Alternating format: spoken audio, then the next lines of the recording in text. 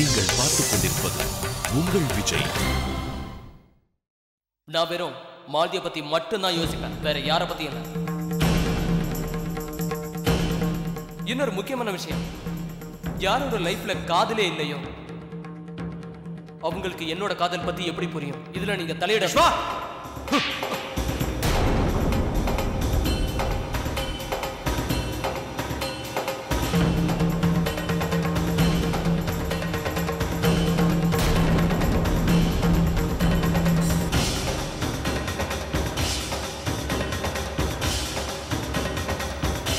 விஸ்வா, அத்தை கிட்ட மன்னிப்பு கேளு.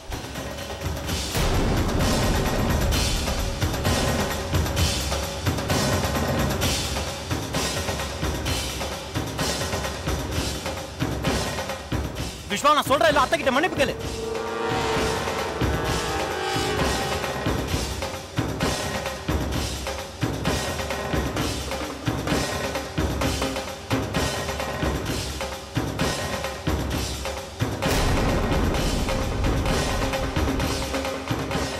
பெரியவங்க மேல நீ வச்சிருக்கிற மரியாதை நாளுக்கு நாள் குறைஞ்சுக்கிட்டே இருக்கு. எவன் ஒருத்தனுக்கு பெரியவங்களுக்கு மரியாதை கொடுக்க தெரியலையோ அவனால கண்டிப்பா காதல்ல ஜெயிக்க முடியாது. இனிமே நீ எந்த காரணத்தை சொன்னாலும் நான் அதை கேட்க மாட்டேன். இன்னைக்கு நீ என் கண்ணு முன்னாடியே நான் பெத்த பொண்ணை அவமானப்படுத்தி தலகுனிய வச்சுட்டேன். நான் இருக்கும் போதே இப்படி பேசுறதுக்கு உனக்கு எப்படி தைரியம் வந்தது?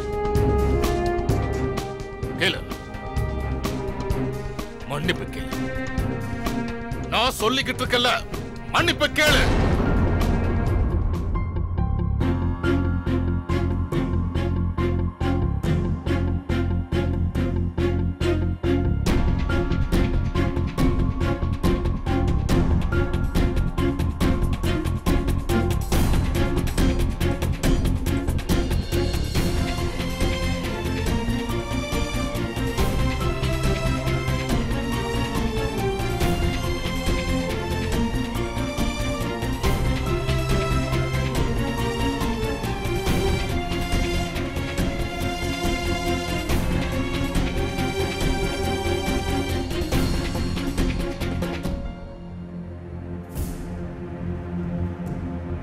என்ன சொன்ன நீ?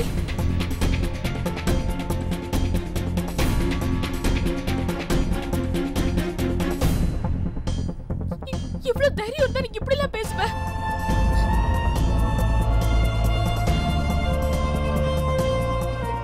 நம்மளுக்குள்ள காதல் எப்போ இருந்தது?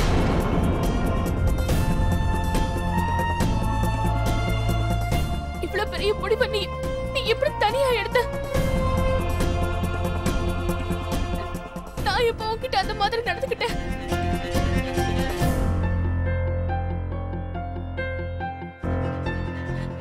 இது எல்லாரும் முன்னாடி உன்னால எப்படி சொல்ல முடிச்சது? விஸ்வா,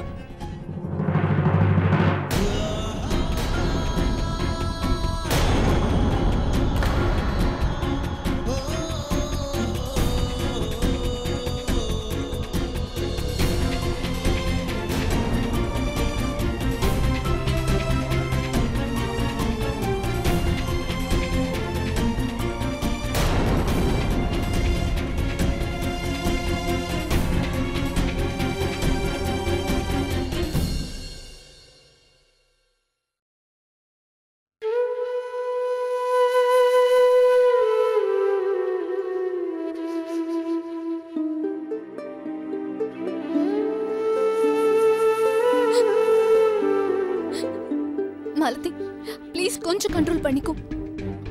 எப்படி அழுதுட்டு இருந்தனா உன்னோட உடம்புக்கு ஏதாவது ஆயிடும். ப்ளீஸ் மாலதி. அழாம வேற என்ன பண்ண சொல்றக்கா? வேற என்ன பண்ண சொல்ற? உன் குழந்தை இன்னைக்கு உங்க வீட்டுல இருக்கிற எல்லாருக்கும் முன்னாடி இன்னைக்கு என்ன ரொம்ப அசிங்கப்படுத்திட்டான். அவங்களுக்கு நான் என்ன பதில் சொல்றது? அவங்க என்ன நினைச்சிட்டு இருப்பாங்க? சாலியாட்டி கரெக்டா தான் கேட்டாங்க. ஒரே வீட்டுக்குள்ள இருந்துகிட்டு எப்படி உங்களால இந்த மாதிரி ஒரு காரியத்தை பண்ண முடியுதுன்னு. அவ ஏன் அப்படி சொன்னாக்கா? யாராவது என்கிட்ட ஏதாவது கேட்டாங்கன்னா நான் என்ன பதில் சொல்றது? ஒருவேளை இந்த விஷயம் நம்ம ஊருக்கு பரவிடுச்சுன்னா நம்ம பாட்டி காதுல விழுந்துருச்சுன்னா நான் அவங்களுக்கு என்ன பதில் சொல்றது? மாலதி இங்க பாரு, தேவையில்லாம டென்ஷன் ஆகாத. விஸ்வா இன்னைக்கு நடந்துக்கிட்டது சரியானது, நியாயமானது நான் உன்கிட்ட சொல்ல வரல. ஆனா அவன் மனசுல உன்னை பத்தின இருக்கிற ஃபீலிங்ஸ் ஒரு நாள் வெளிப்படுத்தி தானே ஆகணும். அவனுக்கு இன்னைக்குதான் சந்தர்ப்பம் கிடைச்சிருக்கு. இருந்தாலும் நீ எதுக்கு தேவையில்லாம கவலைப்படணும்? நான் தான் உன் கூட இருக்கல. இல்ல, இது என் குடும்பம் இல்ல. உன் புகுந்த வீடு எப்படி ஏன் வீடாக முடியும்?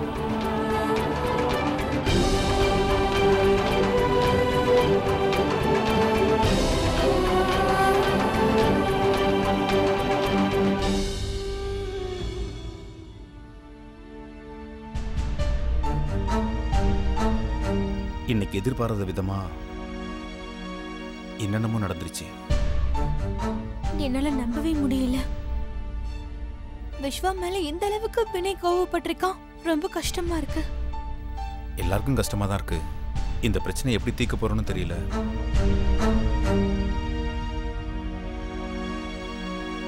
அண்ணே, நீங்க கவலைப்படாம இருங்க. கூடிய சீக்கிரம் எல்லாம் சரியா போயிடும். எப்படி சரியாகும்னு சொல்ற?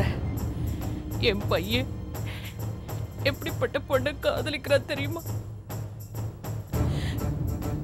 கேன்சர் இருக்கிற பொண்ணு. அத நான் ஏத்துக்கணுமா வேண்டாமான்னு முடிவெடுக்க முடியல. அவனை நான் திரும்பவும் எழுந்துருவணும்னு பயமா இருக்கு.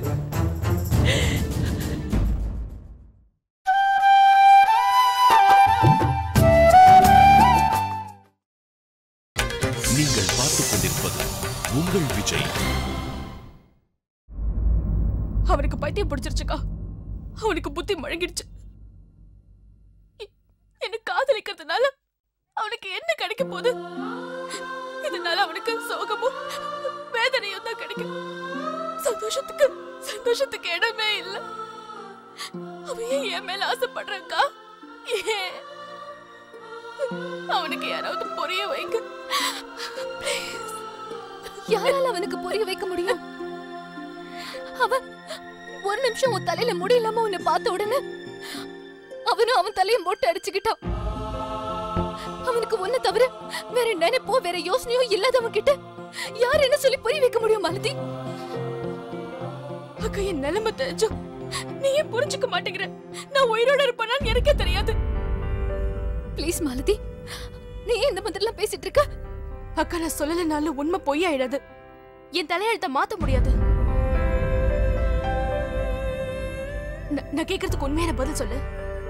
நான் உன் தங்கச்சியா இல்லாம இருந்தா உன் குழந்தை இந்த மாதிரி ஒரு பொண்ணை காதலிக்கிறதுக்கு நீ அனுமதி கொடுத்திருப்பியா? பதில் சொல்லு. ஒரு பொண்ணுக்கு அவ வாழ்க்கைய பத்தி அவ எதிர்காலத்தை பத்தி நம்பிக்கை இல்லாத போது உன் குழந்தையோட ஃபியூச்சர் எப்படி இருக்கும்னு கொஞ்சம் யோசிச்சு பாரு. நேர்மையா உன் மனசுல இருந்து பதில் சொல்லுக்கா.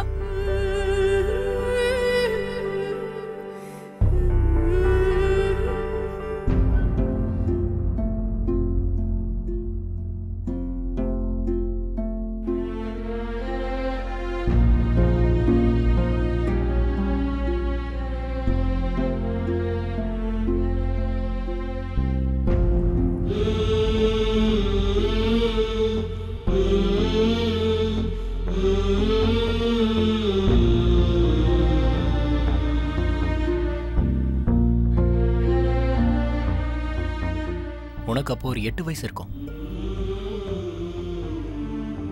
ஏதோ அவசரத்துல கோவப்பட்டு தாத்தா மேல தெரியாம பாலை துப்பிட்டேன். அன்னைக்குதான் முதல் தடவையா உன்னை அடிச்சேன். 18 வருஷத்துக்கு அப்புறமா உன் மேல திரும்ப கை வைக்க வேண்டியதா போச்சு. விஸ்வா, என்னதான் நான் உன்னை அடிச்சிருந்தாலும் அதோட வலி மட்டும் ஏன் மனசுல தான் இருக்கு. நீ பண்ணது சரியா தப்பா நான் சொல்ல வரல. இருந்தாலும் நீ இத பாருண்ணா, 18 வருஷத்துக்கு முன்னாடி நீ என்ன முதல் தடவையா அடிச்ச. அப்ப எனக்கு உன் மேல எந்த கோபமும் இல்லை. என்னைக்கு உன் மேல நான் கோவப்பட மாட்டேன். இன்ஃபேக்ட் எனக்கு யார் மேலேயும் எந்த கோபமும் இல்லை. தாத்தா மேல, அத்தை மேல, அப்புறம் என் மேலையும் தான்.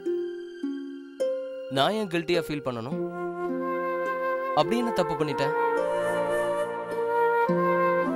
இது எல்லாத்துக்கும் பின்னாடி ஒரு காரணம் இருக்குன்னா அது என்னோட சூழ்நிலை. அதுதான் என்ன இப்படி எல்லாம் ஆட்டி படைக்குது. எனக்கு இப்ப காத்துக்கிட்டு இருக்கதை தவிர வேற வழி இல்லை. I feel so.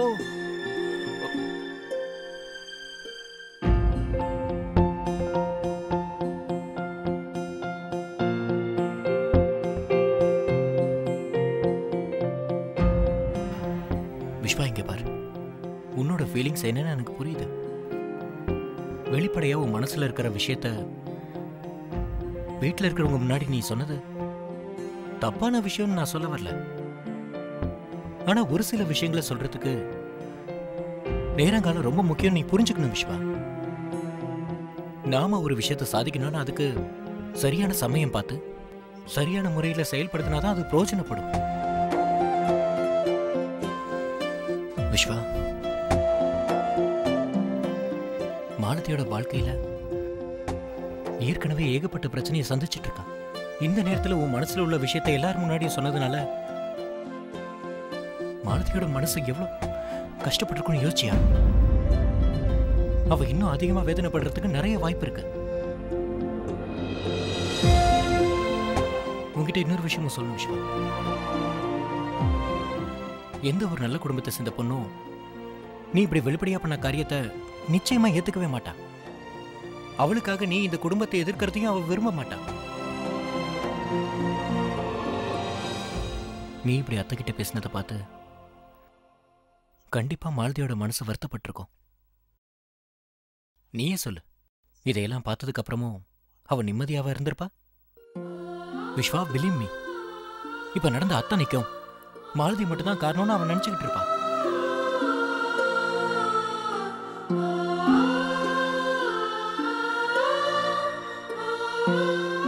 நீ சொல்றது சரிதான். நான் அப்படியெல்லாம் பண்ணிருக்க கூடாது.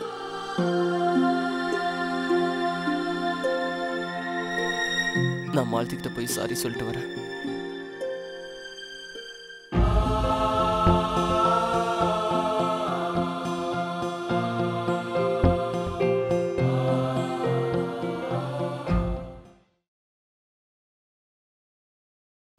என்ன பண்றதுன்னு எனக்கு எதுவுமே புரிய மாட்டேங்குது.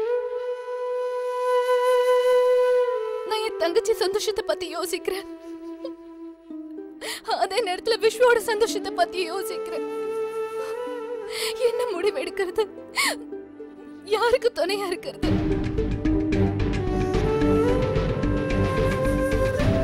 மாலதி,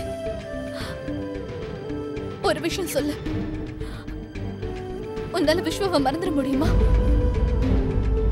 அவனை பத்தின ஃபீலிங்ஸ் உன் மனசுல இருந்து அழிச்சிட முடியுமா? என்னக்கா பேசிட்டு இருக்க நீ? என் மனசுக்குள்ள விஸ்வாவை பத்தின எந்த ஃபீலிங்ஸும் இல்ல.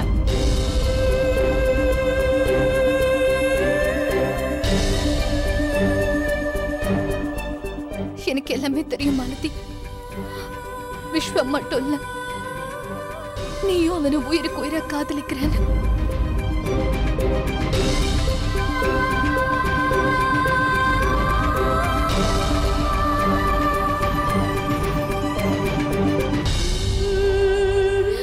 சரி, உன் மனசாட்சி மேல சத்தியம் பண்ணி சொல்லு, நீ சொல்றது உண்மையா? அப்படின்னா என் கண்ணை பார்த்து சொல்லு. உன் மனசுல விஸ்வா பத்தின ஃபீலிங் உனக்கு கொஞ்சம் கூட இல்லையா? நம்ம ரெண்டு பேரும் கூட பிறந்த அக்கா தங்கச்சின்னா அந்த உறவு மேல சத்தியம் பண்ணி சொல்லு. அவன் மேல உனக்கு காதல் இல்லையா? அவனுக்கு வேண்டாம்ல?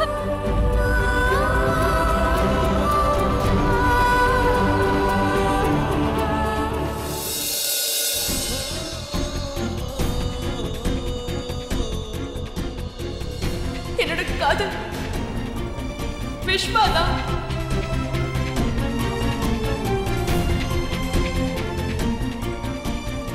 I'm in love. I'm in love.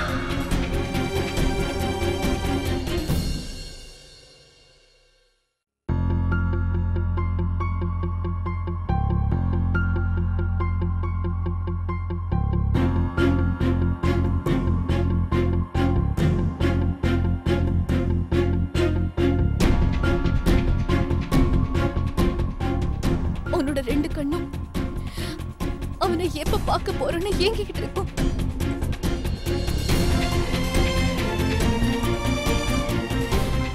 அவனோட குரலை கேட்ட உடனே உன்னோட முகத்துல சிரிப்பு தன்னால வரும்டி.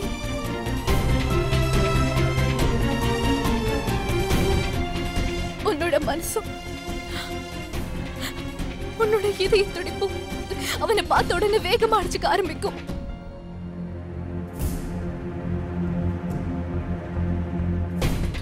நீங்க ஒருத்தருக்கு ஒருத்தர் உங்க மனசுல இருக்கிறத சொல்லிக்காமலே மனசுக்குள்ள சந்தோஷப்பட்டுட்டு இருந்தீங்க. மாலதி, ஒருவேளை நீ அவனை காதலிக்கலன்னா, உன்னோட மனசுல அவனுக்குன்னு ஒரு இடம் இல்லைன்னா, உன்னோட தலைமுடியை நீ எழுந்தப்போ எதுக்காக நீ அவனை பாக்குறதுக்காக அவ்வளவு தூரம் தயங்கின மாலதி? இந்த மாதிரி நிலைமையில வேற யார் பக்கத்துலயும் முழிக்க முடியாது. முக்கியமா வாங்கிட்ட விஸ்வோட முகத்துல முழிக்கிறதுக்கு நீ எதுக்காக அவ்வளவு பயந்த மாலதி? பதில் சொல்ல எனக்கு. இந்த பயத்தை தான் காதல்னு சொல்லுவாங்க.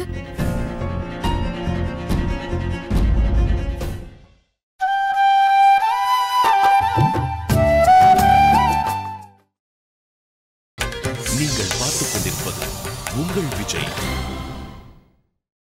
மாலதி, ஒருவேளை உனக்கு என்னோட முகத்தை பார்த்து பதில் சொல்ல முடியலன்னா சொல்லாத. ஆனா கண்ணடியில நின்னு உன் கண்ணை பார்த்து உன்னால சொல்ல முடியுமா நீ விஸ்வாவை காதலிக்கவே இல்லைன்னு?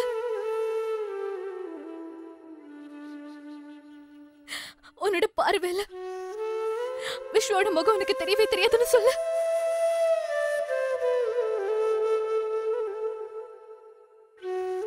கண்ணாடி எப்பவுமே போய் சொல்லாத மாலதி.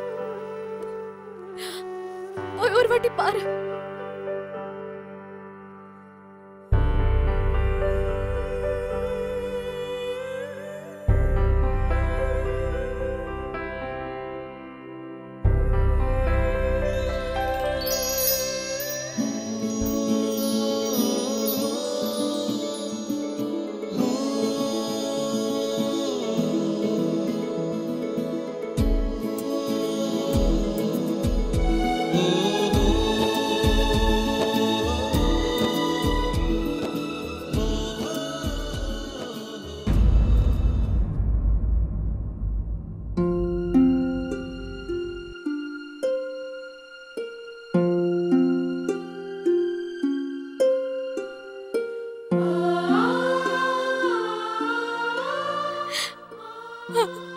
நீ சொல்றது உண்மைதாக்கா. விஸ்வாவோட முகம் என் மனசுக்குள்ள ஆழமா பதிஞ்சிருக்கு. என் உயிர் மூச்சு அவன் தாக்கா. நான் அவனை உயிருக்கு உயிர காதலிக்கிறேன். I love Vishwa. I love Vishwa.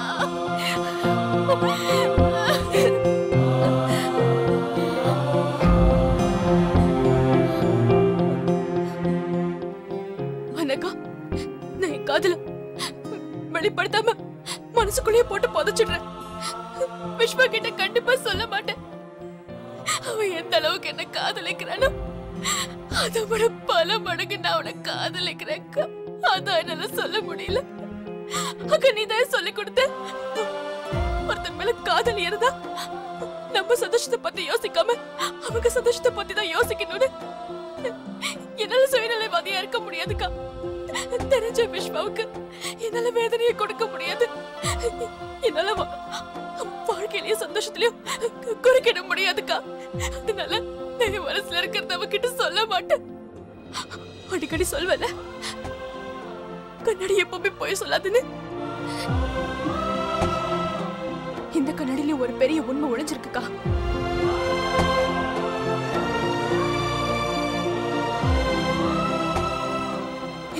வந்து பாரு, உண்மை நல்லா தெரியும். என் சாவு பத்தின உண்மை.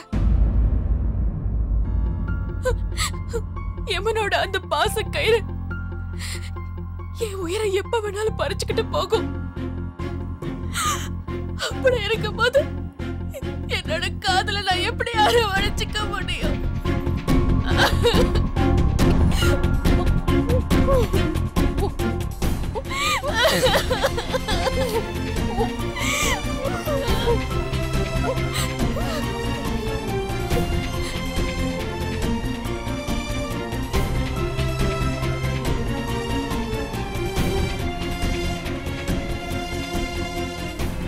இங்க இருந்து போயிடு விஸ்வா. நான் உன் வாழ்க்கையில குறுக்கிட மாட்டேன். நீ உன் வாழ்க்கையை காதலி, என்ன காதலிக்காத.